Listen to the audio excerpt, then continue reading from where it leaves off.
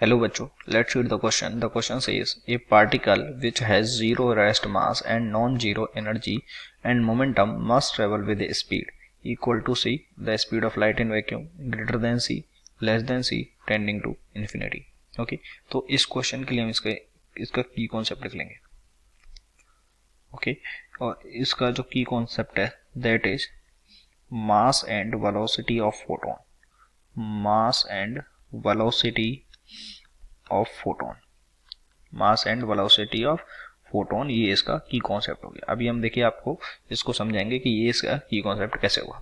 Question में हमको बोला गया है कि ये पार्टिकल विच है zero rest mass and non zero energy. तो नॉन जीरो एनर्जी सबसे पहले इस ये वाली जो हमने लाइन पढ़ी है इससे ही हमारे दिमाग में आता है कि ये पार्टिकल कैसे कौन होगा, फोटोन होगा. क्योंकि फोटोन होगा क्योंकि हम जानते हैं फोटोन क्या होते हैं, packets. Photons are the packets of energy.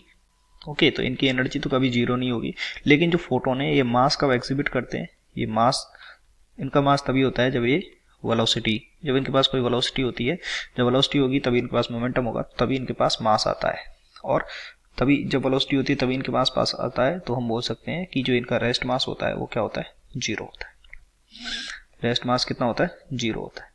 Okay, rest mass photon का कितना होता है, जीरो. तो हमको यहाँ से पता चल गया कि एक पार्टिकल जिसका रेस्ट मास जीरो है, रेस्ट मास जीरो है लेकिन उसके पास कुछ भी एनर्जी है, यानी कि जो पार्टिकल है वो फोटोन है, because photon is the packets of energy, और इसका रेस्ट मास क्या होता है, जीरो होता है. एंड मोमेंटम, और इसके पास मोमेंटम भी है. ओके, अगर इसके पास मोमेंटम होगा तो इसके पास अब कुछ एनर्जी भी रही होगी. Okay, must travel with A speed, और फिर हमको बताना है कि इसकी स्पीड कितनी होगी. तो वी नो दैट कि जब इस फोटोन के पास जो मोमेंटम होता है, मोमेंटम जब होता है इसके पास, तो ये तो इसकी जो वेलोसिटी है वो कितनी होती है, 3 × 10⁸ मीटर पर सेकेंड. और ये किस में है, ये वैक्यूम में, वैक्यूम में.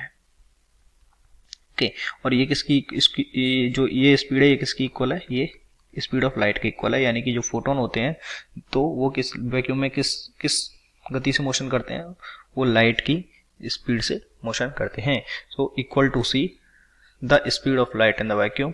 So option number A is correct. I hope you understood it well. Best of luck.